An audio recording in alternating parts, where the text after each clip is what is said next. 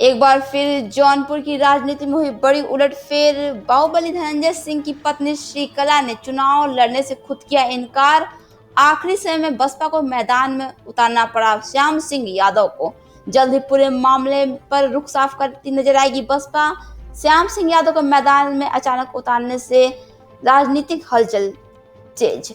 UP के जौनपुर की राजनीति में बड़ी उलटफेर नजर आ रही है। दरअसल बाहुबली धनंजय सिंह की पत्नी और बसपा प्रत्याशी श्रीकला ने चुनाव लड़ने से खुद इनकार किया है।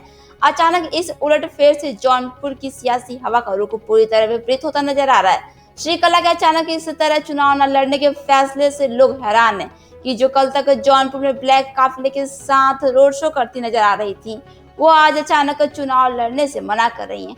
फिलहाल बसपा को श्रीकला के इस फैसले के बाद अचानक जौनपुर लोकसभा सीट से प्रत्याशी श्याम सिंह यादव को मैदान में उतारना पड़ा। वहीं जौनपुर से अचानक टिकट मिलने पर श्याम सिंह यादव ने कहा कि ऐसे आखिरी पल में अगर किसी को टिकट मिलता है तो वो उसके लिए खुशी की बात होती है। पार्टी ने आखिरी पल में उन पर भरोसा किया, यही बड़ी बात है।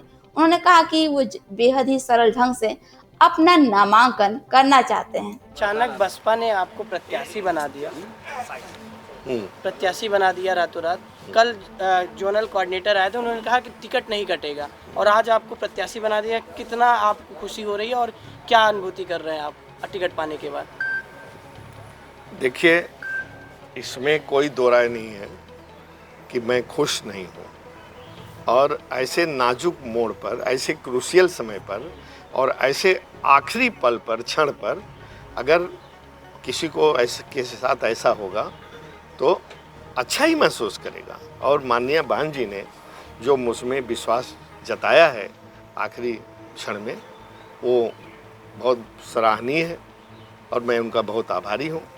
और आगे जौनपुर की जनता के साथ कमर कसकर हमेशा खड़ा रहूँगा।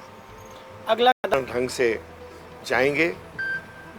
वैसे तो मेरे को टाइम बहुत कम मिला कि मैं बहुत फौज फाटा जुटाऊं, सैकड़ों 150 गाड़ियाँ, लेकिन अगर टाइम भी होता तो भी मैं नहीं जुटाता, क्योंकि मैं बहुत सरल और बहुत साधारण ढंग से अपने नॉमिनेशन को करना चाहता हूं।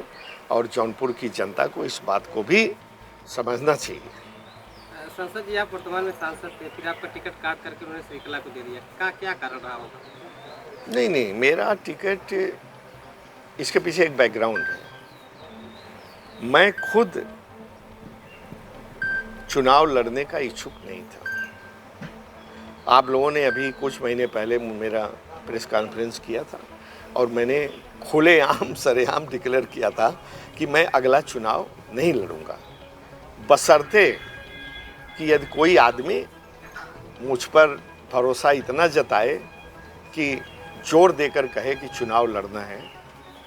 बीच में कहीं कुछ किसी ने भरोसा दिया था, लेकिन वो भरोसे पर मैं तैयार भी हो गया था मन ही मन, और काफ़ी अंदरूनी तैयारी भी की थी, लेकिन वो भरोसा मेरा टूट गया। क्या घटनाक्रम हुआ जो आपको एकाएक टिकट मिल गया? कैसे हुआ ये सब और क्या ये घटनाक्रम जानना?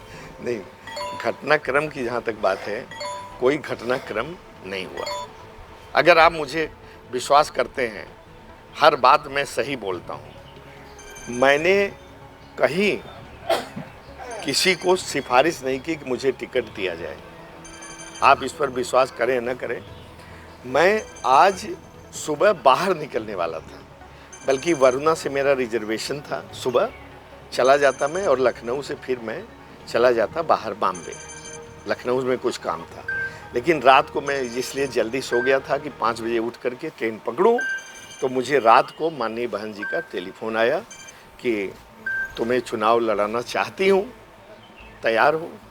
हमने कहा अगर आपका आदेश है तो मैं एकदम तैयार हूँ। और आज मैंने आगे का प्रोग्राम अपना कैंसिल करके, ये बहुत चांस की, संयोग की बात है, बहुत चांस की। बसपा को बीजेपी की बी टीम कहते हैं लोग, और ऐन वक्त पे इस तरह से टिकट बदल देना, जिस तरह धनंजय सिंह आए थे, एक लहर सी लग रही थी कि बीजेपी का वोट कट रहा है, तो आप क्या लगता है आप भी काट पाएंगे? आप कहते हैं, लोग कहते होंगे, लेकिन मैं तो ऐसा नहीं मानता। ठीक है, बसपा पिछली बार भी मैंने जीत दर्ज की थी जौनपुर की जनता की बदौलत। सपा गठबंधन। हाँ, और देखिए मैं कहता हूँ कि इस बार भी एक ज्योतिषी की भविष्यवाणी है कि अगला एमपी, वो महीनों पहले कह दिया था कि अगला एमपी जौनपुर का आपको ही होना है देख करके। तो मैंने कहा जब मुझे टिकट ही नहीं मिला तो मैं एमपी कैसे होऊंगा?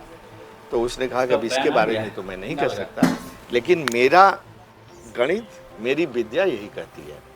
और जब मैंने फिर टेलीफोन किया कल टिकट का, आज आखिरी नॉमिनेशन के कल ही किया कि हमने कहा कि आप तो कह रहे थे तो अगला एमपी मुझे होना है, तो और आज कल लास्ट डे है, अभी तक कहीं से कोई सुगबुगाहट नहीं है तो उसकी बात तो मुझे लगता है कि सही होती दिख रही है मुझे, क्योंकि 1 बजे मुझे एकाएक माननीय बहन जी का टेलीफोन आया और मुझे कहा गया कि मैं आपको लड़ा। हालांकि श्रीकला के अचानक जौनपुर से चुनाव न लड़ने के फैसले और श्याम सिंह यादव का अचानक चुनाव मैदान में उतारने को लेकर बसपा इस मामले पर जल्द ही पूरे रुख को साफ करती नजर आएगी। Bureau report, R express Bharat.